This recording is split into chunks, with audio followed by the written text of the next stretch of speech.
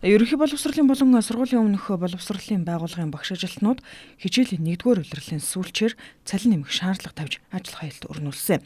Тэдний тавьсан цор ганцаа шаардлага бол хийж байгаа ажилтнаа дүүцгүүц цалин ус авах байсан. 10 гаруй хон үргэлжилсэн ажил хаялтыг шат шатны байгууллага хилэлцэн судалж эхний ээлжинд 2026 оны 1-р сарын 1-ээс цалин 50%-аар нэмэх тохиролцоог талууд хийсэн байдаг.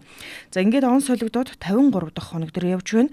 Бүтэн сарынхаа цалин гар дээр авсан багш нарын урам дахин хугарчээ. Учир нь тэдний цалин дээр нэмэгдэж ордог тодорхой нэмэгдлүүдийг бүгдийг нь хасч 50% нэмсэн нэр зүүсэн нь багш нарыг дахин шаардлага тавихад хүргэлээ.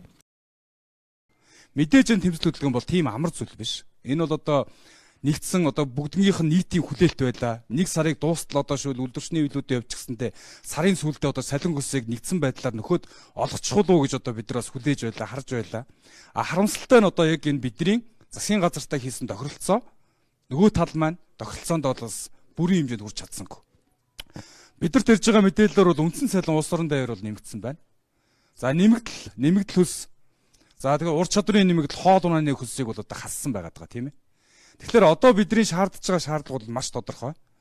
Яг бид нар бол илүү зүйлийг хүсээгүй.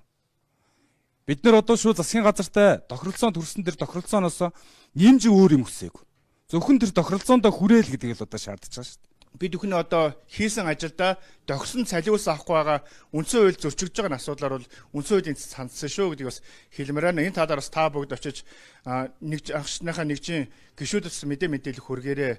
За нөхцөл байдал одоо ер нь цаашлаад бид хүний хэрэгжүүлж хийж явж байгаа нөхцөл байдал цаашаа өшөө одоо өргөжөж магадгүй одоо энэ асуудал шийдэгдэхгүй бол хуулиар олгосон эрхээхэн хүрээнд дараа дараагийнхаа алхам руу шилжихд бол бэлэн байгааг бол маш олон газараас ирүүлж байгаа.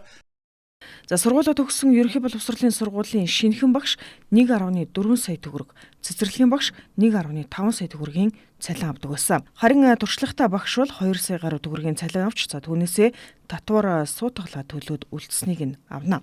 За ингэхэд өргөн хэрэглээний барааны үнийн өсөлт, мөнгөний ханшийн уналт зэргээс үүдэн Монгол улс боловсролын салбарын сэхэтнүүдээ өдрийн бор хоногоо дөнгөн данган аргалах хэмжээнд амьдруулж байна.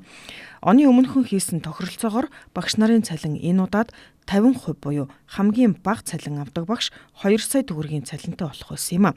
Харин эрх намар 70% нэмэх тохиролцоо хийж ажил хаялтаа эцэслэж сургалтаа үргэлжлүүлсэн байдаг юм а.